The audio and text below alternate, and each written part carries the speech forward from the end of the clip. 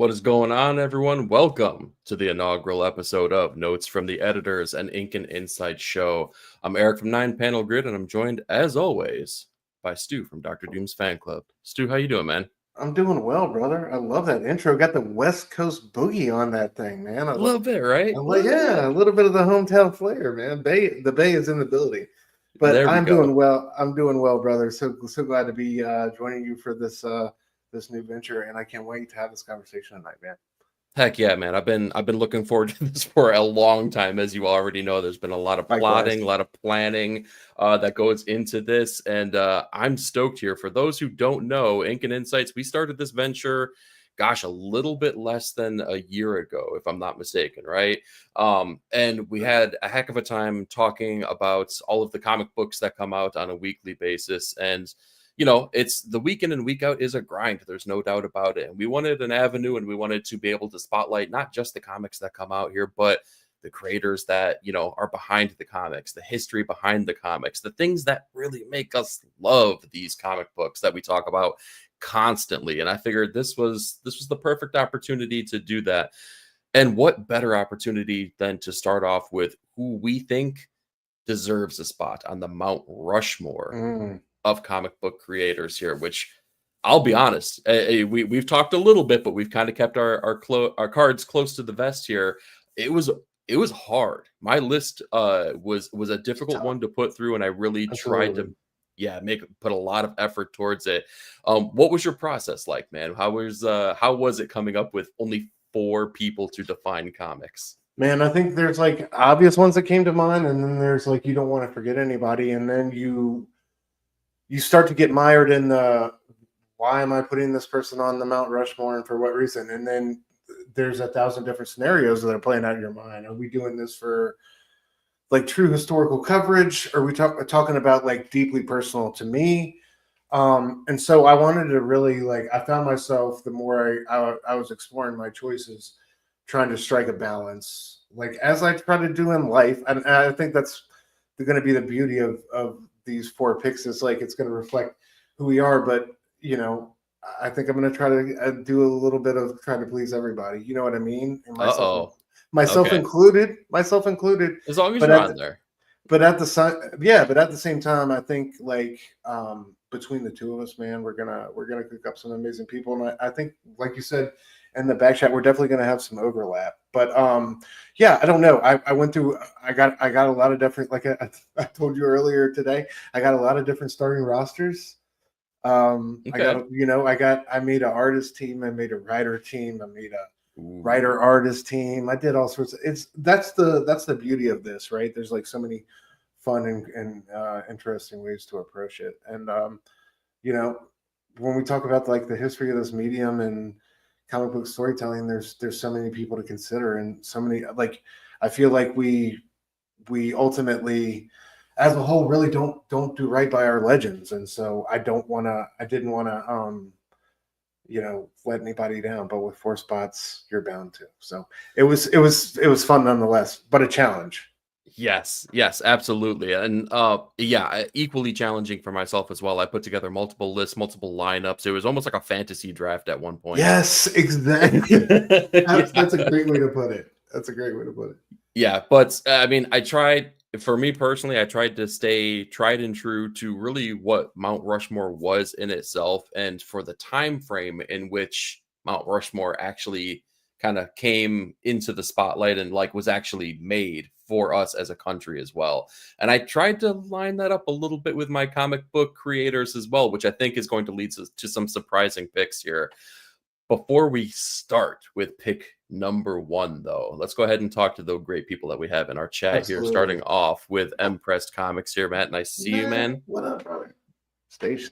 He's also saying, I'm a big fan of Jack Kirby, John Byrne, Chris Claremont, and John Romita Sr. That's a beautiful 4 right there, man. Dude, if those are truly your 4, you're not going to get an argument from me, man. Those are great picks. I love comics. There's so many right answers here. Yes. We got Rooster Blue hanging with us, saying, I've finally been here for the beginning. Rooster, it is absolutely great to see you from the jump here, man. Nice seeing you. Yeah, thanks for coming through. We got Omega Slice hanging with us here as always, man. Always great to see you as well. I can't wait to hear your picks. And Simpleton, yes, I saw this when we were chatting as well here. No, sir. You don't get to pick 5. There's only 4, and that's what makes it so freaking difficult, man. It seems like 3 and 5 are magic numbers, but when you have to narrow Yeah. 5 4, would be so much easier, I feel like. yeah, but like 4 becomes like this impossible number that hopefully we make Absolutely. possible tonight here. We got Matt saying, I made my list by looking at my wall. Subconsciously, I made my choices long ago when I put these up. Dude, yes, exactly. Yeah, you kind of like, you let your instincts make those picks for you. Unfortunately, if I did that, it would just be like Daredevil creator, Daredevil creator, Daredevil creator, Daredevil creator. And that's, I mean, it's fair for me, but, you know, it's not really fair for, you know, the comic book community. Not really. But is it though? Maybe. We're going to find out. We're going to find out for sure. And last but not least, at least for the moment here, we got near zero hanging with us, man. Have some dinner, have some food. Let us know what you're having in the chat here, man. I'm curious. Yeah, I can't wait to hear y'all's thoughts. That's one thing I'm so excited for is like to hear everybody in the chat and what their top 4 is. So absolutely, yeah. So I'm gonna go ahead and kick things off, and I don't think that this is going to be a surprising pick by any means. At least not jumping out of the gates here. Face number 1, taking my George Washington spots on the monument, is none other than Jack the King Kirby. Shocker. I know. Who would have thunk it? He's only the man, the myth, the legend, the king that created so many of the characters that we have come to love over the years. And in fact, some of the characters that I just recently came to love and really appreciate more so than I ever have here. So his legacy is still impacting me to this day. But you look in the movie theaters, what just popped off here in a big bad way? Fantastic Four. Who's responsible for that? None other than Jack the King Kirby, who's essentially responsible for the greater parts of all of the Marvel universe.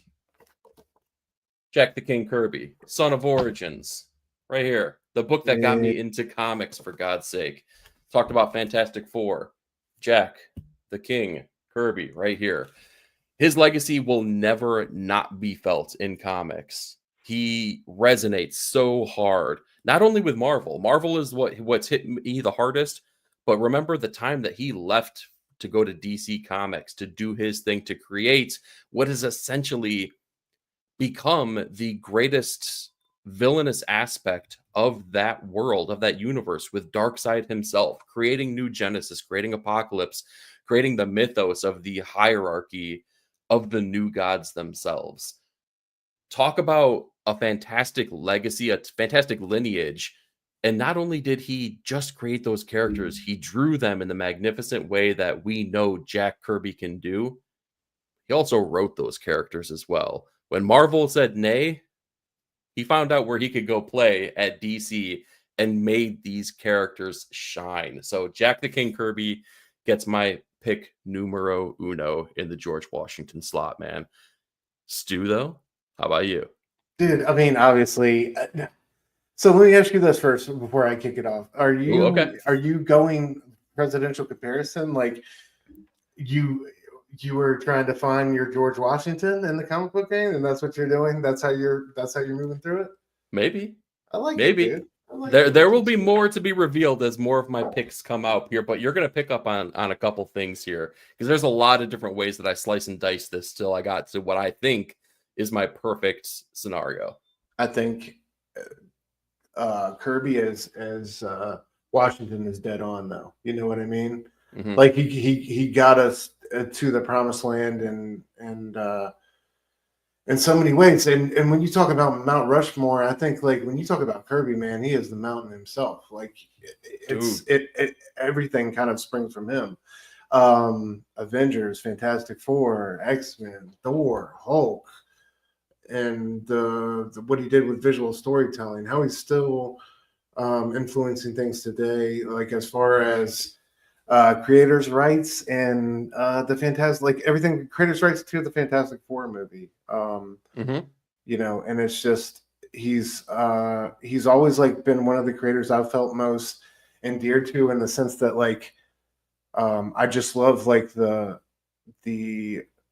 street level dude that he was. You know what I mean? Like he came up from had a very humble upbringing. The things he went through in World War II, just like always somebody that I'd love to have a beer with. I felt like, and yeah, dude, like you said, the things they're doing now with New Gods, and you see people like Wes Craig and all these artists and creators who clearly have such a love for Jack and everything he brought to the medium.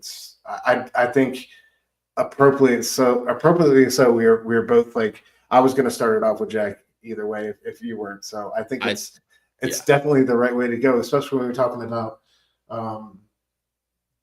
American comic books and Marvel comic books, and I think we're both children of the 90s, and growing up, DC was definitely a presence, but we're both big Marvel guys, and without Marvel, I don't think we're having these conversations tonight. So yeah, we got to give it up to the king, man. So shout out Jack. Well, let me ask you this then. So it sounds like Jack Kirby was also your pick number one, right? Without a shadow of a doubt, that's your choice, right? Absolutely, and yeah. All right. So with that being said, I had backup picks just in case, and one of them that I'll throw out there, and none of them, by the way, are other choices on my list, but the other person that let me say this: the other choice that I had in contention, I couldn't find a way to make it work appropriately, because when we think of Mount Rushmore, they're singular presences on, each individual person, on the monument. So if I was going to have someone kind of take the place of George Washington, the only other person outside of Jack Kirby that I could feasibly think deserved that spot would have been Simon and Schuster. And I say that because they created the prototypical superhero, right? Absolutely. You say the word superhero and you immediately think of Superman without a shadow of a doubt. He is the pinnacle of all heroic beings in the superhero medium, outside of mythological people like, Zeus and Hercules and blah, blah, blah. You think Superman, right? It just rings true. It shines through. He is the superhero of all superheroes. But you can't have one without the other. You have to have Simon and Schuster. And it's because it was two people, I couldn't find a feasible way to make that work. So if anyone was going to and deserved recognition, I had to at least bring their names up in contention. Yeah, absolutely. And also, like, later in the career with the creators' rights thing, right? Yeah. A lot of similarities there.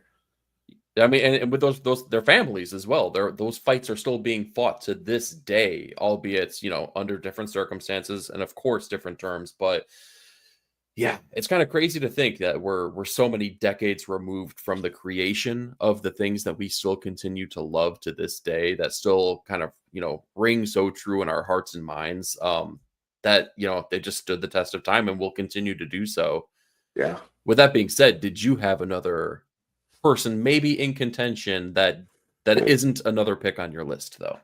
I mean, it's hard to say Jack without thinking about Stan the Man, right? Just because of everything he did for the medium and the salesman he was, and because he's an integral part of the equation too. And I don't think we're having the conversation about Jack without Stan's presence. So it's just definitely like, I'm a big Kirby nut, and I'm gonna always kind of be biased to Jack, but I think Stan has to be acknowledged, and just such a salesman. I think ultimately, if we didn't have his enthusiasm for the medium, he wouldn't have carried us through, for better or for poor, when it came to business decisions with him. But regardless, I think that's what the brand was for quite a while. And like I said, despite his poor business decisions, I think we gotta give it up for Stan and everything he brought to the game. What are your thoughts on Stan the Man and the intertwined legacy with Jack? It's kind of funny, like, looking back at things and having hindsight from a appreciator's perspective. I almost feel like Stan Lee's story became more of a tragedy than even Jack's story. Jack, it felt like he persevered through the tragedy to become Jack the King Kirby, right? Mm-hmm. Whereas Stan was like, you know, the man, the myth, the legend, you know, Excelsior, and then just, you know, controversy, mired in terrible, you know, things that happened later in life. Yeah.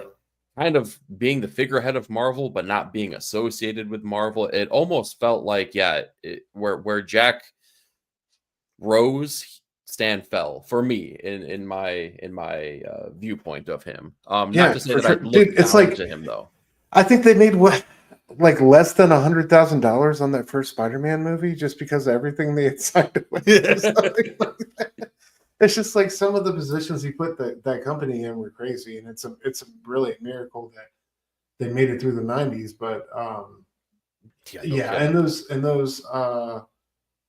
and those early foundational days, like everything he got off the ground, man. Like there was and just the alliterative names for superheroes, you know, Peter Parker, and the guy had one of the like the best runs. And you know, I know everything was 2 paragraphs and the artists were doing all the heavy lifting, but you know, still he had his place.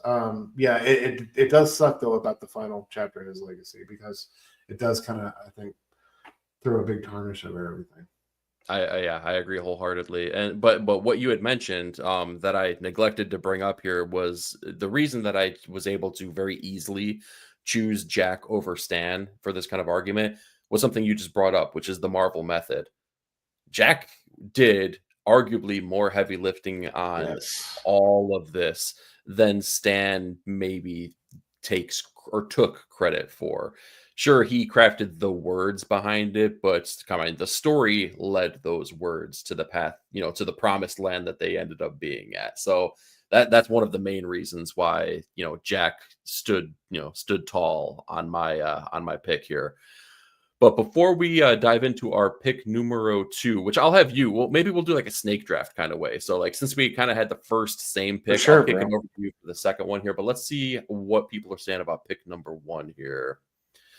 Okay, Rooster Blue saying it's so hard because you can focus on the objective history of comics and who created the trends or who is the most influential subjectively. Yes, yes, absolutely. Which I think also makes this such a interesting conversation to have too, because there's no wrong answer, there's no right answer to that. It's kind of just what resonates here, and I think that's a really cool part about it altogether. Also saying Darkseid and the cosmic DC element also deserves massive praise. Yes, that's something we were talking about, the New Gods, and that's what rings so true to me right around now. Let's see here. We got Derek hanging with us first and foremost. Derek, nice to see you. Kirby is responsible for pretty much all of my favorite parts of comic books, characters, and stories. FF the movie was incredible too. Yeah, see? Kirby. There's a lot of Kirby love, and I don't know how you don't have that, so that's fantastic. We got Omega saying, can we pretend Eastman and Laird are one person? Yeah. Oh, see, that's another one that's you're like we'll a little Two-Face, little Two-Face etching. Yeah, exactly. I mean, you can choose Eastman and Laird in separate places if you want to. There's no rules against that, right? No rules. Yeah, just they right. can do amazing things with 3D printing these days. So I feel like we could get any kind of Mount Rushmore we wanted. Yes, exactly. Yeah, just have a whole line of them, right? Every single, you get a face, you get a face. We got Nick from Comic Culture hanging with us, man. Nick, what up? Always great seeing you, man. Let's see here. I would have drawn that line to Will Eisner as a Washington. Great call. That was another possible contender. The impact that Jack Kirby had, at least for me, and how I viewed it, is what really, I don't know, pushed that forward for me. But like, you have to have a lot of love for Will Eisner. I can't tell you how many, not only comic books, but instructional books I have and conversational books from Will Eisner that I have, because the man was an absolute genius. Genius. My Eisner knowledge is a big blind spot for me, man. I really needed to tighten up with that. I know you had recommended me, isn't there like an interview or like a short issue with him and Uncle Frank? Not a short issue. It's a straight up book, dude. And it's just called Eisner Miller. It's so good. It is Yeah. so freaking good, dude. And all it is these two dudes going back and forth. It's like, imagine like, you know, those conversations you'd have with like your grandpa or something like that. It's like that, but you're seeing through the eyes of Frank Miller. And it's just fantastic, man. I cannot recommend that book enough. On top of that, outside of like the comic strip things that Will Eisner did, A Contract with God is a Hmm. really like his I seminal do work. know that one. And it is rightfully so. It is a very powerful story. So definitely make sure you check that out if you Just the haven't. spirit and like everyone says he changed, he was influential in that way, that he helped change the medium. I just don't understand like his impact as much as I do with like Jack. You know what I mean? Because Yo, yeah, yeah. I don't have enough experience reading his stuff, but I definitely need to get that Miller book, dude. Rumor has it you have a special occasion coming up here shortly. So Will Eisner gifts. Got it. Taking While we're notes. at it, dude, what did you think of the movie, the Spirit movie? Oh God. I think it was a bold vision. I think it was daring. Mm-hmm. And it was a film that was able to be viewed. Nice, well played. Yes. You danced right Yes. around that one. That was what. Yes, I That was did. like you had like media coaching or something. That was impressive. Love you, Uncle Frank. Love you. Oh my gosh. All right. All right. Before I get lost in the chat here, let's go ahead and dive into our second picks, man. Stu, Yeah. go ahead and kick us off with the next All right. selection. For me, I got to go across the pond, guys. It was bound to happen sooner or later. It's got to be Alan Moore for me. I knew it. I knew it. Got to be Alan Moore. So before comics, like really coming up, out of kind of like out of college into community college type of deal, I really got on my literary shit. I was just eating books up, right? And really got in love with classic literature.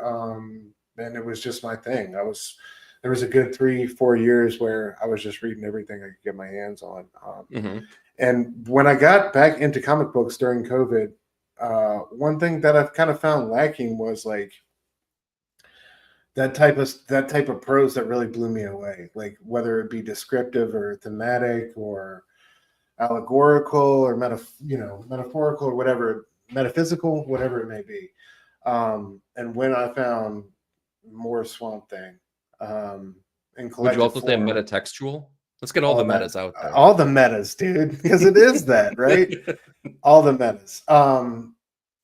Yeah, when I found Moore's Swamp Thing, all that changed for me. And it really just blew me away, and what he was able to do, both in like over reaching arcs and in single issues on that run, was just incredible. And I think it still stands the test of time up against anything. I would put it up against anything, and I think it slaughters it in terms of what a comic book can be. And that was, to me, in my lifetime, the first time a comic book had really done that and really just blown the doors off. Like when you see Tarantino for the first time or something like that, like your life change, or when you listen to Pink Floyd Dark Side of the Moon for the first time, right? Like Especially on headphones when it passes through your ears. Dude. Oh.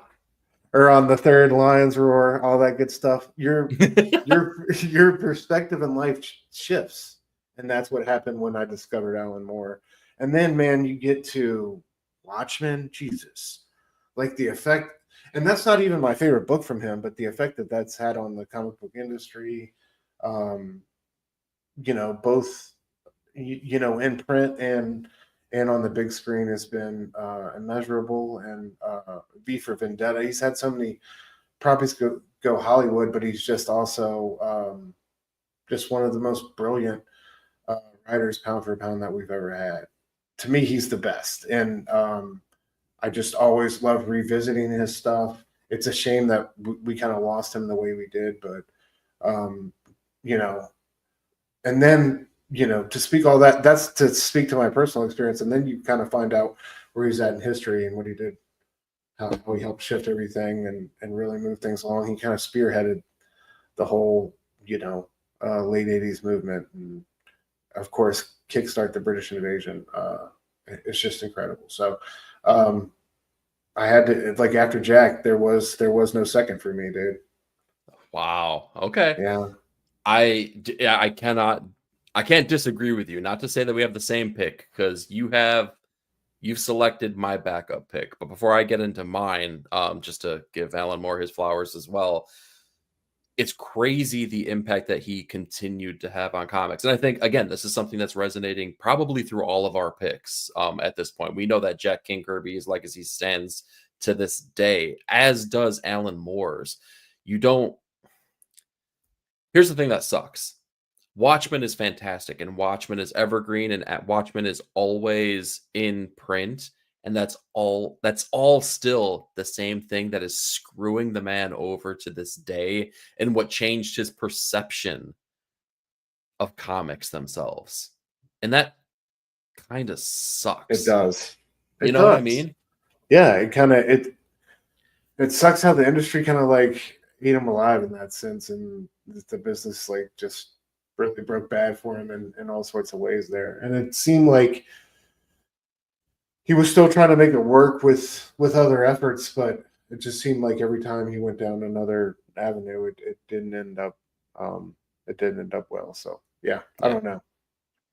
But what we can say is that while it definitely threw shade at DC being a publisher that he would work with, he went on to continue to do fantastic work working on Supreme with Rob Liefeld, of all people, right? Or I guess Rob Liefeld didn't actually draw the book, but he still created the character and whatnot. But Alan Moore kind of like made that character sing on the Image side. He created Tom Strong in his top 10 comics. He's continuing to still do work, albeit very, very sparingly right now, but maybe through magic he can conjure up some more work here. There we go. What is your favorite piece of work from Moore, though, if not Watchmen? Definitely the Swamp Thing run. I mean, did you like? I could go like individual issues, so it's definitely that. Wow. Okay, that's yeah. Your love runs deep. Yeah, it's definitely there. That's where it starts, and that's where my heart is. There's so many, dude. Like he's got like so many random one-off tales that I think honestly, like that Superman story he did, Whatever Happened to the Man of Tomorrow, is one of the best Superman stories we've ever gotten. I think he's got a great random Clayface story in a Detective Comics issue. That's like I don't know. I just love discovering things from him. I think that's something that I still enjoy doing, is discovering like random stories that he wrote that I had no idea he did back in the day. I just found that Richard Corbin one, the Heroes for Hire, the other day. So yeah, man, he's just anytime he's writing something, I'm here for it. But it's definitely Swamp Thing is definitely near and dear to my heart. How about you? What is your favorite Alan Moore work? Dude, I feel like it changes based on the landscape of society, where I'm at in my life. Like Alan Moore's, he's not a chameleon. I won't say that, because I feel like his writing is very uniquely and wholly Alan Moore. But there's different things that he speaks to, and like if you were to ask me today, I might say V for Vendetta. Nice. It might be that way. But there's so many good choices. You've also introduced me to Swamp Thing. I had not read any of that run previous to you, me, and Nick getting together to read the story and talk about it on camera. And good Lord, am I so happy that I did that, because it's a redefinition. And I think that's what Alan Moore did so well on the superhero landscape, both creator owned and owned by the big two kind of properties. He redefined what it meant to be a superhero and what superheroes could be. It elevated the game. It changed the game, if you will. I mean, it's a perfect choice. Like I said, it was my runner up, but I chose someone just a tad different, but maybe also just the same. British invasion there. Yeah, I just want to say, like, other books, like what was the other one I was reading? League of Extraordinary Gentlemen with Kevin O'Neill. Like, his artwork in that is brilliant. The stories are super cool. It's nothing like that lame ass movie they made. in that same vein, we're seeing some synergy from the Spirit now, and then from the Hell. Extraordinary. From Hell is super fire with him and Eddie Campbell. Yeah, that's a great story. I remember liking that movie as well back in the day, but I seriously haven't seen it since it came out, so it might be hot trash. No, but he's got, I think, especially on the British side of things, man, somebody brilliant. I really want to get into his 2000 AD stuff, and so yeah. There's blind spots in his Marvel work as well. He did Marvel UK, where he was writing Captain Britain, and Captain Britain is supposed to be incredible. Yeah, he introduced the idea of the Captain Britain Corps, and like kind of like the multiverse of Marvel as well. Like he has a hand, if not being wholly responsible for introducing that. Yeah, it's Alan freaking Moore, like it's incredibly prolific. It just sucks. Is he doing, like, when did you say is he doing any comic book related stuff? To my knowledge, it was just like the fiction. Like, I know he wrote that Northampton book not too long ago. Is he doing comic books? No, I'm just holding out hope. I mean, like, we didn't the industry may have lost him. We haven't lost him in the sense that he's still around, which means that he is still wholly capable of making comics. Will he? Probably not, but like, I can hope. I can keep that, possibility open. Yeah. Only time will tell. Yeah. I don't see the itch from him like I see it from like Grant Morrison, but we'll see. Yeah, time will tell. All right. My pick is very much in line with the same reasoning that you had for picking Alan Moore. It's a dude that changed the game. It's a guy that came in, matured comics, changed the landscape, offered a magical look at a certain time and place for comics. I'm choosing none other than Frank Miller. We were just running through my picks. Yeah. Frank Miller, it's the same reasoning. And I think that they are almost like two sides of the same coin. And I feel like Alan Moore redefined what it meant to be a hero, right? And like he changed the landscape of superheroics. And what I think Frank Miller did is he kind of changed the starting point and the end point for them. Like Alan Moore lives in the middle. He lives in the minutia of everything that's happening, where Frank Miller said, let's boil this down to its purest form and let's see what that looks like. Let's strip this away. And he did it with characters, famously like Batman and Daredevil, with Batman Year One and Daredevil Born Again. He took everything away from them and said, what works? What makes this character tick? What makes them who they are? You flip-flop that. He changes the game with The Dark Knight Returns. And what is The Dark Knight Returns if not the end of Batman, but also kind of sort of the beginning as well? It's almost like an origin told by way of like recapturing the essence of what it was to be a superhero, right? Absolutely. But by no means does it live in the middle. Like Frank Miller, it seems like he has no time for the middle. How are you made and how are you destroyed to then rise up, like a phoenix and recreate yourself anew? And that's what I love about Frank Miller. These, both Alan Moore and Frank Miller, again, I think are the two spearheads that changed comic books, rightfully so, forever and ever, matured them, made them something that adults could also appreciate, and has been emulated just over and over and over at this point with the grittiness, right? The darkness, and and even sometimes to its detriment as well, because people lean on that and say, oh, to be violent and to be dark is to be adult. And no, that's not necessarily true either. And I don't think that's what either one of these creators tried to do. There's a lot of heart behind what they do, maybe more so with Moore than Frank Miller. But there's a purity to what Frank Miller does. That doesn't always mean that they're good people, but they're definitely pure and essential to who they are. So Frank Miller is definitely going to get my pick, if not just for Batman and Daredevil and what he did for superheroics, but also what he did for creator-owned comic books as well, taking his books, becoming part of the coalition that created the Legends imprint at Dark Horse, where he did books like Big Guy and Rusty the Boy Robot, Hard Boiled, where he created Sin City and made that a crime thriller drama, like essential reading kind of book in a time where those kind of comic books didn't exist. Those were relics of the past, of the 40s and 50s, where it was westerns and crimes and romance comics. He said, "Nay, bring it back. This is what this could be." And damn if we're not better for having Frank Miller in our lives and having the comic books that he has created and has continued to create, and the influence that he's had on comic books themselves and continues to have. Man, he's an American genius, just like the documentary has said. So yeah, so Frank Miller takes my Thomas Jefferson spot on the mountain. Okay, so why Jefferson? Oh, he's just the next up.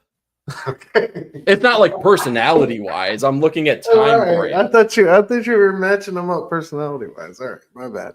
Yeah, no, I'm not about I can't get that deep into it though. The other thing I'll say about Frank Miller though, because I spoke a lot about what he wrote, what he drew, his manga influences that he brought into American comics, and also the manga that he introduced. Lone Wolf and Cub, right? Bringing that into the spotlight from an American perspective, but also the nuance and the style that he brought over and injected into his own books. We see it in the storytelling, the visual storytelling that he had with Chris Claremont and on the Wolverine miniseries, the very first 4-issue limited series that they had, where Wolverine goes to Japan, right? The panel layouts, the structure, the same thing he brings over into Daredevil, introducing the hand, not just culturally from the character standpoint, but the way that he lays out the panels, the way that Frank kind of introduced in American comics, the very narrow, long left panel on a page where there's a big action that takes place there. That is directly influenced from manga, and that is directly something that Frank Miller brought from a visual perspective into comics. So not only is it narratively, in fact, it's not just that. It's the artistic quality as well, including everything he did with Sin City as well, with his use of negative space and black and white. And I could talk about Frank Miller all freaking day. Hell yeah, dude. Yes. I like in his own words, he brought whiskey to the playground. Whiskey to the yes, dude. That Daredevil movie is hot trash, but let me tell you, that documentary, it's so good, is included on the DVD or Blu-ray or whatever. It is so freaking good, man. I could listen to Frank Miller pontificate on comics and the nuances of them all day. Yeah, for those of you who don't know, on the Ben Affleck Daredevil DVD, there's a documentary that goes through all the Gene notable Colan, Stan Lee, Joe Quesada, Brian Michael Bendis, Frank Miller, David Mack, yeah, all the notable creators of Daredevil and interviews about their time with the character. It's super dope. So yeah, it's all out there on YouTube if you guys want to check it out. But yeah, a bunch of Bendis looks like a little baby in there, man. Now he looks right? He is the baby that was at the playground that Frank Miller was bringing the whiskey to. Seriously, it's wild. Oh yeah, great pick, man. You can't go wrong with Uncle Frank. I don't know what to say that you didn't already say, but yeah, just so gritty and real and so human. That's what I've always loved about him. Warts and all, he is who he is, and unapologetically so. So yeah, I think him and Moore, it's a great follow-up to Moore too, because they walk, like you said, hand in hand, really bringing the genre around and like adult ways that are legit and timeless, and like with the things that Matt Murdock went through, and Alex Holland, aka Swamp Thing, went through, is just such a beautiful journey. So yeah, can't emphasize Uncle Frank enough. So great pick, brother. Thank you, man. You all as right. well. Yeah. Well, we're knocking them out. I gotta say, this was 3 for 3 for me. So I had to keep it weird though, and I hate to kind of be like an expat and go back across the pond on it, but I gotta go with Grant Morrison, dude. That's my number 4. Okay. Hugely instrumental for me. Number 3. Or I'm sorry, number 4 total, number 2 for me. Right? Gotcha. Yeah. Well, no, you had Jack Kirby, you had Alan Moore. No, you had Jack. Well, we both had Jack, didn't we? Yeah. Okay. Hold on. So are we doing 4 each? Or are we doing 4 4 total? each, brother. 4 each. Yeah. So this is my second. Okay. All right. I mean, I can.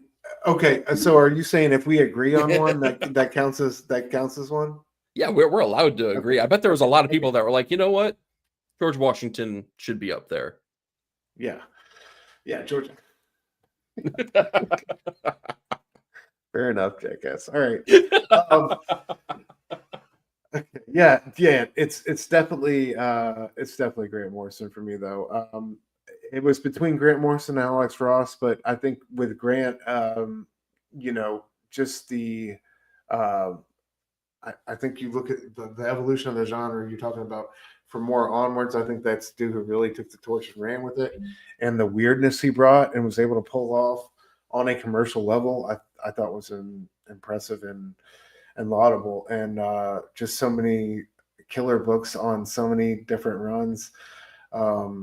Animal Man, Batman, and Robin, dude. Like I love the weirdness he brought to Batman. It's just incredible. I love that book. The stuff so he much. did with Quietly will live forever. Batman Incorporated, Batman and Son, the Kubert stuff, like the whole run is just impeccable. So and then of course All-Star Superman and We Three, and I mean I could go on and on.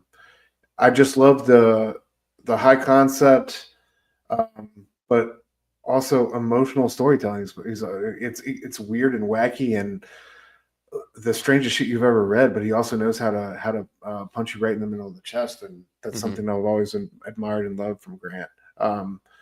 And it sucks because I'd rather talk about guys who are a little bit more current and in the game here, like with these later picks. I wish some of these guys, especially still in their creative years, not in their prime, I don't think by any stretch of the imagination, but I think they still have incredible work to offer us. I'd still love to see more from Grant. It seems like he's leaning that way, and we'll see what happens. But yeah, dude, just hugely impressionable upon me. So many of my favorite comic books are written by him. His JLA run, I think, is just one of the best team books / runs that we ever got. So, yeah, I think he's masterful. New X-Men. I mean, I could go on and on. So, yeah. He's weird. He's wacky. He's wonderful. If you guys haven't watched his, he gives like a 45-minute speech at some like magic convention, and he's just drunk as shit, and he gets on the mic and he just screams like a freaking madman, right? Like a feral wolf. It's incredible. That's how he ended up. It's just one of my favorite YouTube clips out there. But he's just a nut, man, and I love personalities like that. We need that weirdness. I love that bromance he has with Gerard Way, and dude, yeah, big influence on Gerard. Yeah, absolutely. So, and I think you see him in like so many of the great writers of today. Dennis Camp is a huge Grant Morrison fan. Rick Remender is a huge Grant Morrison fan. Jonathan Hickman is a huge Grant Morrison fan. So, I think his influence is profound upon comics today. And if you're a fan of comics today and some of those writers, then you're a fan of Grant Morrison. So, how to shut up, my boy. That's a great pick, dude. He didn't make my list, but so that's basically is my 4. But I have a couple backups. Okay, all right. So yeah, Grant Morrison didn't make my list yet. But I gotta say, his influence rings through comic books to this day. We don't have the Krakoan era of X-Men without having new X-Men. We don't have Chip Zdarsky's Batman, whether you like it or not. I know it's kind of poo-pooed a little bit, but you don't have that without having Grant Morrison's Batman and what he did. And I bring those two things up because not only is he a prolific writer in what he puts to the page, but it's really the thought process that he puts behind it and the bold daringness that he has as a writer, and the freedom that he sometimes is able to harness that makes these things really sing. And he's just he's fearless. He is absolutely fearless. If you tell me that you're going to take a Silver Age prospect like Zur-En-Arrh, this otherworldly Batman thing, where it was kind of like this rainbowed version of Batman, this, you know, which was supposed to just be this silly thing, and take an idea like that and reconceptualize it and make it a deep, dark psyche of Bruce Wayne that only can come out in times where like Batman and Bruce are both like basically in turmoil. He has this like locked away secret persona that he has that it's crazy. It is Right? crazy to think of. And when we look at things like New X-Men, the twist and the turn that happens at the end of that series, which in my opinion, I think probably the opinion of a lot of the fans of the weird probably hold as well, that it ends too soon. But the twist that happens at the end, where Zorn, the person, the healer, right, Oh the my teacher God. amongst the Yes. students, the one that brings in the weird and wacky mutants that are even like shunned upon of within the Xavier school, he takes them in and molds them into none other than the Brotherhood, as Zorn is revealed to be Magneto. Dude. Yeah, dude, all these writers out here today struggling to move these arcs along. My man killed 15 million mutants in like 2 issues. Yeah. No problem. No That's problem. Yes. Oh my God. Like yeah. that scene when you know, and I loved it was the wild and feral sentinels, right? They like I love how they had they're centipede looking. Yes, and like exactly. Like they had taken on all these naturalistic characteristics. But I love that scene with Magneto in the wheelchair and that thing just above in the window above. I mean, it was just incredible. And then like those scenes when they're down on the ground and I think that's the first time we meet Negasonic Teenage Warhead or whatever. Yeah. She's in the rubble of that. And you know, Emma Frost is trying to it's just incredibly harrowing, dude. Yeah. We get that beautiful shot of Beast with the skeleton. It's Shakespearean. I mean, it's incredible. It's incredible the things he's able to do. So yeah, and yeah, well, you just mentioned, Beast with the Skull. Here Comes Tomorrow being the title of the end cap story of him, of his time on X-Men. And like it just feels so true to like, I don't know, the ethos of what Grant Morrison tries to do. He's like, the past is the past, and we're going to honor the past, but we're not going to look back towards it. We're going to trek forward, right? And we're going to bring what works with us. And that's what's so great about him. Also, if for everyone in the chat, if you haven't read the Morrison Manifesto, which was his pitch for the new X-Men, do yourself a favor. You can find it online. You don't have to go buy the omnibus, but you know, support your local comic shop, go buy it. But like if you can't do that, look it up online and read this, and you will feel the amount of I don't know, just what he brings to books, right? freshness. Like, it still feels fresh all these years later. It still feels fresh and new, and it still feels like, man, this is what they should be doing with the property, right? Yeah. Making it cool and hip. And I mean, some of those things are obviously dated and attached to their time, but a lot of it is so true. And I think that's why it rings out like these days. Yeah, absolutely. Yeah. All right. Before I give my pick here, we have a lot of catch up to play here on the chat here because you guys have been doing a fantastic job. Bro. I gotta get a cool. Yeah, no problem. I'm gonna play catch up here. All right. So we got Kit Cloud here. Kit, nice to see you. I don't know more created the Council of Supremes, which is where Hickman got the Council of Reeds. There you go. See, influence kind of ringing through. We're not going to get one thing without the other. We got JSS Brooklyn hanging with us. JS, nice to see you, man. Let's see here.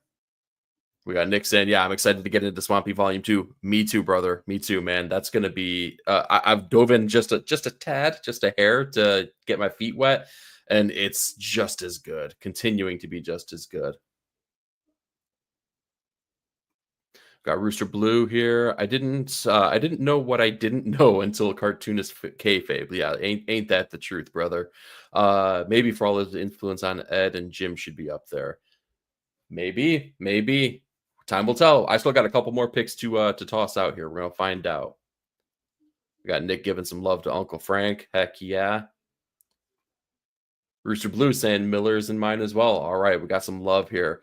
Again, no wrong answers, man. That's the greatest part about this.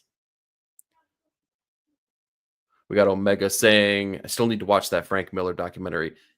Me too. I've been like scouring the internet trying to find where they're going to release this, because it was released in movie theaters and they had Q&A sessions with Uncle Frank, and I haven't seen anything where it's been released yet. So if you hear anything, make sure to hit us up here and let us know, because I know, Stu, you were on the lookout No, for I looked for it the other day and I could not find anything.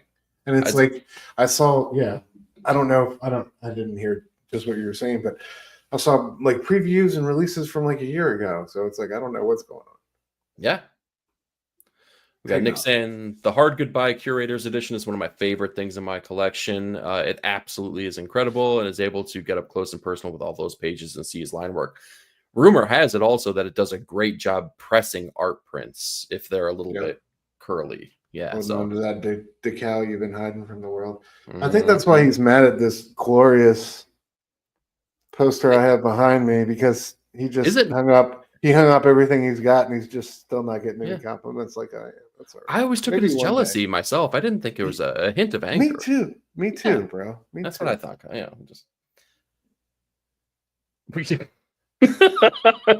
so I'm sorry, that one took me by surprise. Oh, you can. It's your Mount Rushmore, brother. Go for it. Have all the prisons here with none of the smiles.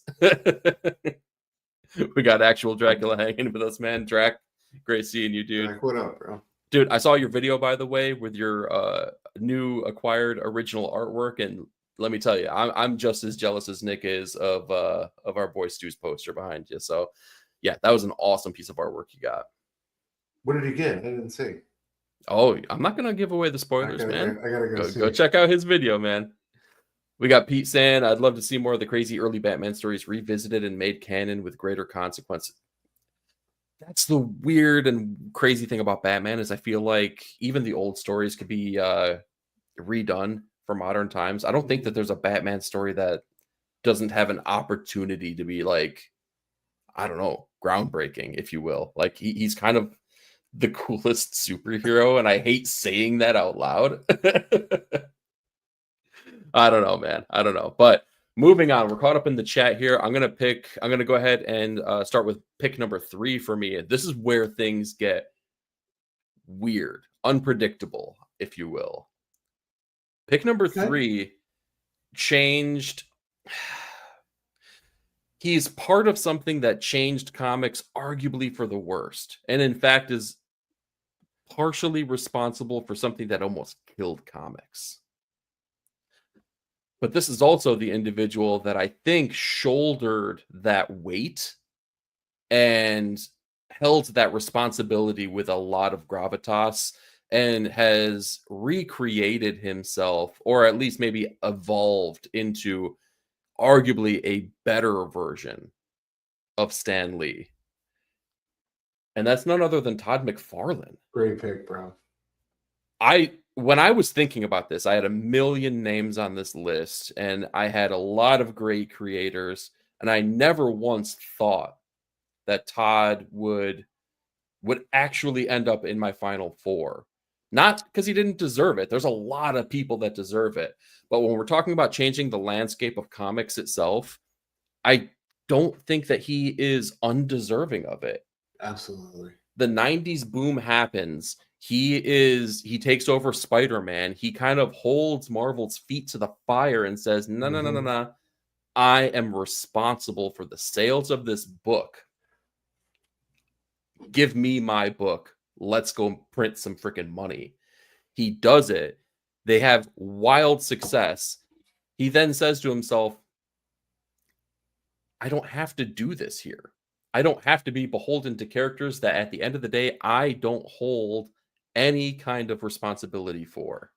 And he heads off with the founders of Image Comics, creates something that to this day, I talked about the evolution of Todd McFarlane. Let's talk about the evolution of comics. Image Comics starts as somewhat of a clone of the big two, right? We got Spawn, Savage Dragon, Cyberforce, Wildcats, all superheroes, all basic stuff. What happens later on, though, comics change, comics mature, similar to the way that we talked about with Moore and Miller taking over in the 80s. In the late 90s, early 2000s, Image Comics changes what a comic can be, largely because of Todd McFarlane being one of the spearheads of this. Not only that, talking about his creation, still ongoing, still one of the comics that are going strong here. Is he still doing every facet of it? No, but that's not the point. The property he created lives on and continues to live on here. It's still plenty like hands-on with it. And he's still incredibly hands-on. Not only and it's that, still but cheap as hell. Right? Still keeping the prices down. The man, like I said, he is arguably a better version of Stan Lee, because when comics were not selling, when the crash of the comic industry happens, he pivots. He starts focusing on the toy line. He revitalizes what toys can be. He puts the money behind it to make them better than they've ever been. And yes, was it more expensive in the short term? Sure. Did he make, hand over fist money in the long term because of what he brought to the game, though? Absolutely. McFarlane will always have my respect. Like, I don't read Spawn to this day, but I know what he brought to the game, and I know what he's continuing to do as one of the founders of Image Comics. The dude deserves it without a shadow of a doubt, to me. Great call. And I don't think Image is I don't mean this in like a strictly business sense. Like, I don't think Image is Image today without Todd's leadership and seeing them through. I think if you had another one of those guys at the helm instead of Todd, and a multiverse where he doesn't have that alpha personality and he's another guy, we're not here today. And when you really put it in under that kaleidoscope / microscope or whatever you want to look at, and the spectrum of the Image books we've gotten because Todd McFarlane exists, man, I mean, come on. Like, who wants to live in a world without Image Comics these days? And the thing I love most about Todd is that I feel like he always approaches things from a fan's perspective. Even going back to, and this is one thing I miss now that they don't have the, what's it called, licenses. Like, when they used to have new figure drops, man, he used to hop on his Instagram before the day was out. Yeah. And just show off these figures that he's fucking excited about that they got coming out. Like, the guy always feels like, you'll see him at a convention. He's like, hey, y'all, we got this giant ass poster with all these profile shots of, characters I've done or whatever created. At the end of the show, we're going to cut all these up into squares and I'm going to sign them and we're going to send them out to, it's like, yeah, okay, that's fucking awesome. Like, I just love the way his brain works in that sense, man. It's just like the passion the guy has leads the way, still does all these years later. That's why Image Comics is a leader in this game, man. We look to them as, I honestly think it's the big three, if not, Image and everybody else. Yep. Honestly, because, the quality of the books they put out, more often than not, if it's an Image book, it's going to be worth checking out. So I just adore everything he's done for the game. And it's just so dope to see, Rob excluded, obviously, but it's dope to see that those guys are still there, that the band is still together.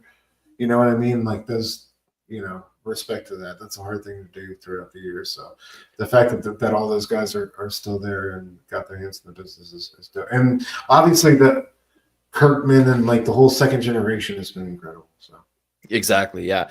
And not only that, but we talk about all the things that that Todd brought to the table. And one of the things that didn't come up here, Spawn was one of the books that very rarely, if ever, was actually delayed, because Todd knew it doesn't just, take one book, right? We can't do this and rest on our laurels. We have an opportunity to change what comic books are. I think he knew that. He had the wherewithal and the vision, which means that Spawn never missed a deadline, which also meant that when every other founder missed a deadline, Todd was looming over their shoulder going, do you understand what you're doing? Do you understand how this impacts every single other one of the founders of this company? Like, that, I mean, the work ethic and just, I mean, quite Yeah. frankly, the balls to do that, right? Because I mean, none of these guys at this point were tiny, you know, creators, right? They were all alphas in this, and he was like the biggest amongst the big to kind of harness that and say, like, y'all are effing up, make this work. You have to respect that, man. You have to. It's impossible. And dude, one thing I haven't just said already, his style is so sick. Like, he's such a great artist. He redefined Spider-Man. People, we don't get spaghetti webbing and weird poses without Todd McFarlane, dude. And that's one thing I think is in the spirit of Ditko. Ditko always had him looking like a lizard, like looking like an insect, like rolling around in these weird positions and being uncomfortable, like being wild in the character. So yeah, and dude, like just like you think about the iconic Incredible Hulk covers that he did. I mean, come on, man. Like the Batman stuff, like guys got so many so many claws with the Hulk reflection. Come on. Like that's to me is like the all-timer of all-timers. Like it doesn't get any better than that. And he just knows what's cool. That's what I love about him. Heck like yeah, he knows what cool shit is. So ooh. Well, here we go here. Not to derail us, but we got Drac giving out his Mount Rushmore. Kirby, Mobius, Moore, and McFarlane, right? That's pretty untouchable right there. Kirby and the M Boys. Dang, man, that good picks. Really good picks, man. That's awesome. Stu, do me a favor, man, because if you gave your 4, give me a rundown. Who ended up being your 4? Because I still have one more pick left for mine. So yeah, it was Kirby, it was Alan, it was Uncle Frank, and it was Grant. Oh, you had Frank as well. Okay, that's where I got thrown off the. It was. I felt like it was a little bit redundant, but so that's where I was talking about, dude. Like where it was trying to split objectivity with the personal choices, right? And like Uncle Frank is just too cool for school for me, and I couldn't have said that better. could not put him on the list. Yeah. Also too cool for school. Omega Slice saying, I give out issues of Spawn #1 for Halloween. I still got a few for later this year. Dude, talk about on the block, bro. Holy shit. We're over here pontificating about candy bars, and Omega's out there giving out Spawn #1s, man. What are we doing? What are we doing right now with our lives? That's incredible. Omega's doing it right. That's incredible. Yeah, seriously. Shout out to you, bro. We got Darkanon. First of all, nice seeing you, buddy. I could do without every other artist copying Todd's gigantic Spider-Man eyes. That needs to go unless it's Todd working on it. I could dig that. Yeah. I do like whoever started the expressive eyes. Now I'm gonna say that it was Humberto Ramos. But I do like that. I like when one eye gets to be a little bit squinty and like, even though it makes no sense. No, absolutely. Like Deadpool too. I like that. It's the same thing. Yes, exactly. All right. You ready for my final pick? Hit me, bro. It's gonna be even more controversial here. So that's dude. So I guess is a great pick though. I think just for the especially like you said, the Stan Lee that we deserve. Yeah. Well, and I think so. If I'm still continuing with my trend here, he takes the Abe Lincoln place. Teddy Roosevelt, though. Teddy Roosevelt, late in the game, powerhouse, emotional. He's like, I mean, I don't imagine that dude without like lying. So now you're doing the presidential comparison. So now it is a presidential comparison. I get to do what I want. Okay. I was like, what does he have to do with Thomas Jefferson? I don't know. He's just a guy. It's like Teddy Roosevelt's a late in the game powerhouse. All right, late in the game powerhouse. Oh yeah.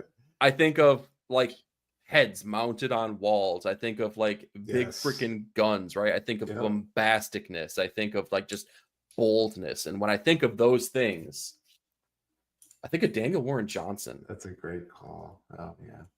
And this is wild because clearly Daniel Warren Johnson is not, he's not an old head, right? There's no other way to put it. He's still kind of, in my eyes, a fresh face in this game, even though he's been doing work for quite a while, right? But dude, I have to say, I've never been let down by a Daniel Warren Johnson book. Ever. Nothing has like not resonated with me so hard, including this book, which I was telling my wife earlier today. The dude wrote a wrestling book that made me cry. How do those what's like how does that make sense in one's mind? His creator owned work obviously rings true and like really stands out in a big bad way. It's emotional, it is bombastic, similar to Teddy Roosevelt. It is daring. It has like the craziest line work that you can see out of any artist nowadays, if you will, right? It's like has the most amount of energy and kineticism of anything out there right now. Absolutely. When you talk about him on Transformers, I think that a lot of us were excited by the notion, but we're also hesitant about the notion because we're like, well, wait a minute. These things are, they're squares. They're a bunch of squares put together. They're essentially big Lego people. Like, how is Danny Warren Johnson going to do this? He's very organic and he's very fluid with his style of artwork. And I'll be damned if Danny Warren Johnson didn't make me a Transformers fan. Yeah, it's like, oh, he's gonna have Optimus Prime holding a dead deer, and it's gonna make you weep. That's how. yeah, it's crazy. And I bring all those up to say he's done work at Marvel, right? Most recently with Wolverine, but even in the past with Beta Ray Bill. He's done work with DC with his Wonder Woman Dead Earth series. He has his creator-owned properties. He has Transformers. He has his Ashcan indie books that he puts out that are like Star Wars properties and Star Trek properties and other wrestling books. And they all hit. They all hit in such a big, bad way where they're able to really do this great balance of fun and emotion, like emotional resonance and action packed. Like, I mean, he's everything you're looking for out of any piece of entertainment balled up into one, and he finds a way to do it in a new way every single time he's at bat. So Danny Warren Johnson, even though he hasn't been in the game for as long as my other picks, he takes the Teddy Roosevelt spot here. What I also tried to do, now that all my picks are spotlighted here, we got the 60s, we got the 80s, we got the 90s into the 2000s, right? And we got modern day. We got people that are clever little. We have people that are changing the game in comic books as time continues to go on. It's like a relay race where the baton gets handed off from one person to the next. Very similar to the way that these founding fathers, or I should say the people that shaped our country, continued to have it grow and change and become something new as time went on as well. So I thought that it would only be right for me to show the ever-changing nature of comics through my picks as well. Danny Warren Johnson takes my last spot, though. Wow, really went all in on the American president metaphors there, man. I was not ready for that. I tried just a little bit. I wanted to be proud for a little bit of time here about what we have here. And it's hard to do nowadays. So I figured, why not look at it through the landscape of comic books to maybe juice myself up a little bit. Right? Like, and I completely agree with what you said. I mean, dude, one of my favorite moments this year was in comic books was the dad in Moon is Following Us using that car seat as a weapon of brutality. Because we've all been there. Exactly. He always piece of shit. Yeah, he always finds a way in that you're not really like it's just really beautiful now. It's because like now I think the expectation is starting to grow that like, that's what his brand's built on, and he's still finding these ways to surprise you emotionally and really just gut you. And I think that's even more impressive. But yeah, dude, it's just the way he's been able to like level up on his success and the person he is. Every time we see him at a con, he's just the nicest, most genuine dude. And I know he's exhausted. He's the busiest dude at the con. Dude, but no kidding. Always has time for a kind word, a smile. He's just an incredible creator, and it's a guy you want to see win. And it's a great pick for modern times, dude.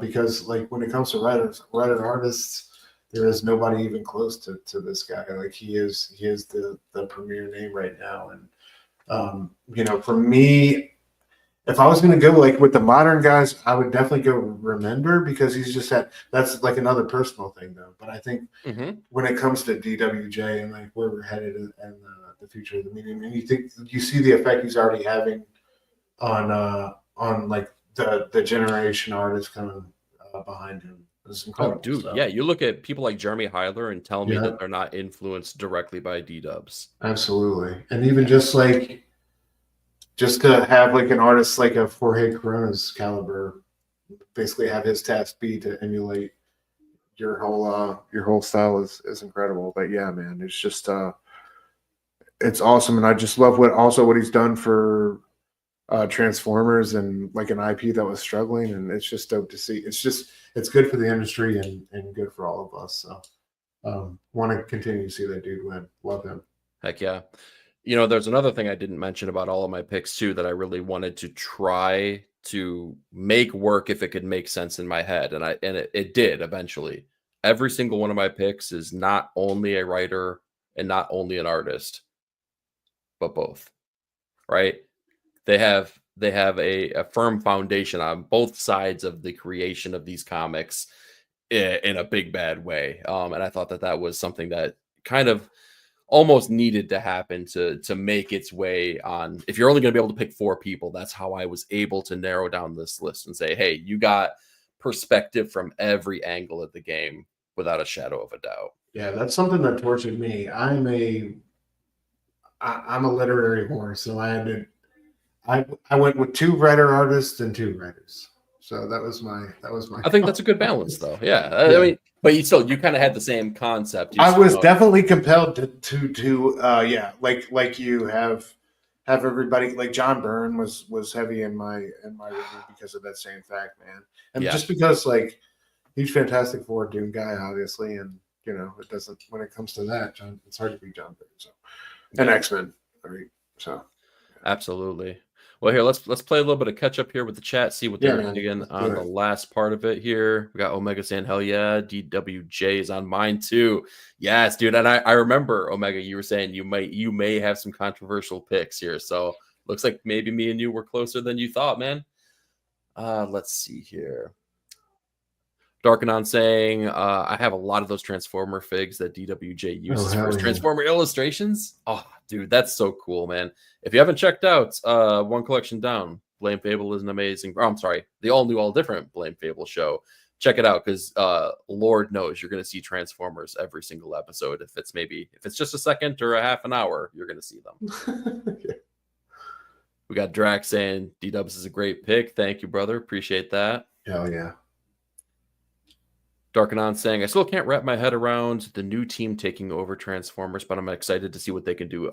You and me both. I have that same instinct. What are your feelings on the new Transformers? I don't think there's any way you can not approach it that way, right? Just after we all have that hangover. It's just been such that's a good way to put it, though. It's been such an amazing ride. I don't think there's really anybody they could have thrown at us besides like a continuation of this team that would have felt like and Kirkman and freaking Mora, objectively speaking, is fucking amazing. So I'm here for it. It's just gonna that kinetic bombasticness that they've really established. It's gonna be tough to let go. I'll put it that way. Yeah, it's true. Yeah, we've gotten to party for 24 issues. Now the hangover hits us, you know. So it's been so incredible, man.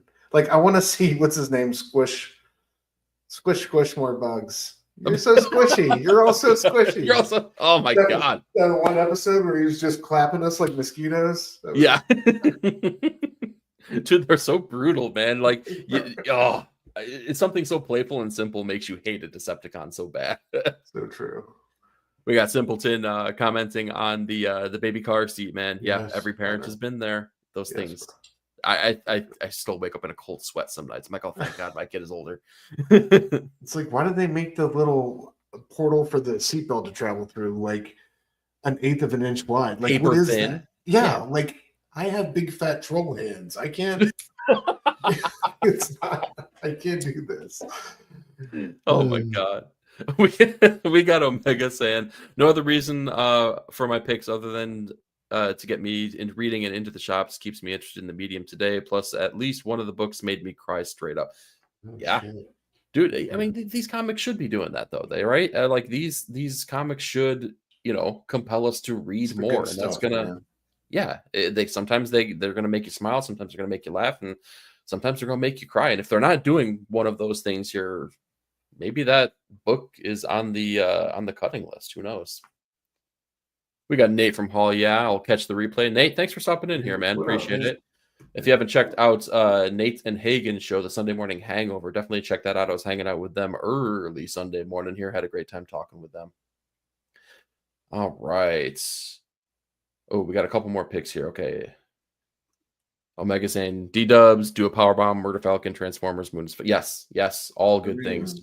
Rom V. Ooh. Rom V Oh, could yeah, definitely be in Omega. contention here. Many Deaths. Yeah. Rare Flavors, Dawn Runner, One Hand. The Detective Comics, which was awesome. New Gods. I haven't read The Vigil yet, but I definitely want to. In fact, I got the trade paperback just like eyeballing me, just shaming me right now. Oh, I keep circling that too. Yeah. Are they going to come back to that, or what's going on with that? Back when it first came out, he said he had more stories to tell. I don't know how well it sold and if DC wants to do it. I don't know if that plays a factor at all, but yeah, I don't know. Rooster Blue saying Bill Sienkiewicz is fighting for a place on mine. I can't. Dude, How is anyone supposed to argue that? Like, I mean, I would probably hit a person if they said that Bill Sienkiewicz doesn't deserve a spot on a Mount Rushmore, right? Yeah. And we got some Alex Ross love here too from Rooster So Ross is like right there. He was right there at the edge for me. Yeah, I mean, he redefined comics in the 90s with what he did with Kingdom Come, what he did with Earth X, what he did just recently with Fantastic Four Full Circle, which was originally a pitch for him to take over the Fantastic Four series. Marvel, what were you thinking? Yeah, great picks, man. Guys, I think that wraps it up for our first episode here of Notes from the Editors. Thank you so much for hanging with us. We had a great time talking about our Mount Rushmore. We loved your picks here, Stu. Like you had a killer lineup as well, man. Like I love yours too, dude. I loved how you brought the modern age into it. Yes, it was stunning stuff, right? Like again, there's no wrong choices here. There's so many people that you could pick here. They definitely all deserve a spot. And thank you for celebrating comic books with us as well. We would like to celebrate you though. On a previous episode of Ink and Insights, now residing over on Dr. Doom's fan club exclusively, make sure to hang out with us tomorrow. We had talked about some of our favorite variant covers. In fact, we do it all the time, so much so that we have a little thing we call Panosian time. And when we got back from Heroes Con, we had a run-in with Mr. Dan Panosian, who was kind enough to go ahead and sign off on some books here. And we had mentioned, thank you for soloing me, Stu. We had mentioned that these here were not for us, even though we're huge fans of one Dan Panosian. These are for you guys. So it's time to kick off this giveaway proper here. So do me a favor, for those of you who are watching here live, for those of you who are watching on the rerun here, hashtag Panosian time. One word, hashtag Panosian time. Drop it on the video itself, not in the live chat, but on the video here. Anyone who comments on the video here with hashtag Panosian time, you're going to be eligible for being selected to get one of these all of these signed books here. We have Devil's Reign with old Luke Cage here telling us it's Panosian time. We have Pop Kill #1 here, the variant. And we have Wonder Woman #1 with the remark as well. So, hashtag Panosian time. We will reach out to the winner, do it on the actual video itself, not in the live chat right now. And one of you lucky winners will actually have these books sent off to you. So we just wanted to show our love for you guys for hanging out with us time and time again, whether it's over on Ink and Insights proper on Dr. Doom's fan club or right here on 9-Panel Grid for Notes from the Editors. We had a great time. We're going to keep on doing this. Next week's episode, though, for those who are linked into the Patreon, they already know the next episode. It's going to be a breakdown of none other than the British invasion of comic books. Oh my God. And y'all got to taste it, just a little taste tonight with our Alan Moore talk. But rest assured, we have a lot more to say because trust me, the British invasion definitely redefined comic books as we know and love them right now. And there's a lot to talk about. So join us next week right here, Tuesday night, 9:30 Eastern time for another installment here. Until then, we had a great time and we will talk to y'all later. Station, y'all.